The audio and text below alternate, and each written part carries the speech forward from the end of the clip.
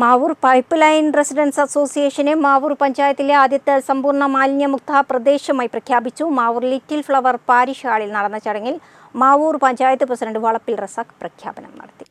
കഴിഞ്ഞ 15 വർഷമായി മാവൂരിൽ സജീവമായി പ്രവർത്തിച്ചു വരുന്ന പൈപ്പ് ലൈൻ റെസിഡൻസ് അസോസിയേഷനാണ് സംസ്ഥാന സർക്കാരിൻ്റെ മാലിന്യമുക്തം നവകേരളം പദ്ധതിയുടെയും മാവൂർ പഞ്ചായത്തിൻ്റെ നന്മയുള്ള ഗ്രാമം ശുചിത്വ മാവൂർ എന്ന പരിപാടിയുടെയും ഭാഗമായി അസോസിയേഷൻ ഏരിയയിൽ വരുന്ന പൊതുവഴികൾ, റോഡ്, ഇടവഴികൾ, തോട് എന്നിവ പൂർണ്ണമായും പ്ലാസ്റ്റിക് മാലിന്യമുക്തമാക്കി ശുചീകരിച്ച് സമ്പൂർണ്ണ മാലിന്യമുക്ത പ്രദേശമാക്കി മാറ്റിയത്.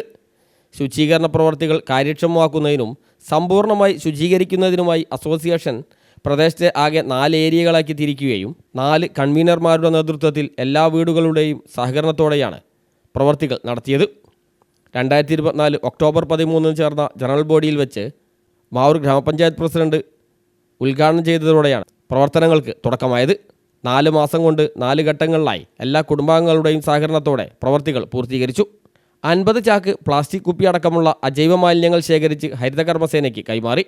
എല്ലാ റോഡ്, ഇടവഴി, തോട്, പൊതുസ്ഥലങ്ങൾ എന്നിവ അടക്കമുള്ള സ്ഥലങ്ങളിൽ കാടുകളും പടർപ്പുകളും വെട്ടി വൃത്തിയാക്കി.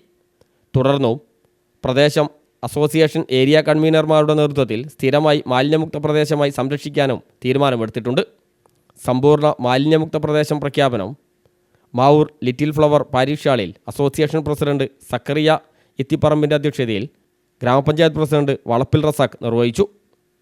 പഞ്ചായത്തിലെ ആദ്യത്തെ സമ്പൂർണ്ണ മാലിന്യമുക്ത റെസിഡൻസ് അസോസിയേഷനുള്ള സർട്ടിഫിക്കറ്റ് കൈമാറുകയും ചെയ്തു. പ്രഖ്യാപന ചടങ്ങ് ജില്ലാ പഞ്ചായത്ത് മെമ്പർ സുധാ കമ്പളത്ത് ഉദ്ഘാടനം ചെയ്തു. 10-11 വാർഡ് മെമ്പർമാരായ ജയശ്രീ ദിവ്യപ്രകാശ്, വാസന്തി വിജയൻ, മുൻ block panchayat president Vishalakshi teacher എന്നിവരും സംസാരിച്ചു. തുടർന്ന് എൻ്റെ മാലിന്യം എൻ്റെ ഉത്തരവാദിത്തം എന്ന വിഷയത്തിൽ ശ്രീനിവാസൻ ചെറുകുളത്തൂർ ക്ലാസ് എടുത്തു. Association secretary K Ramachandran, O K Ramadas തുടങ്ങിയവർ സംസാരിച്ചു. News bureau, Mavoor.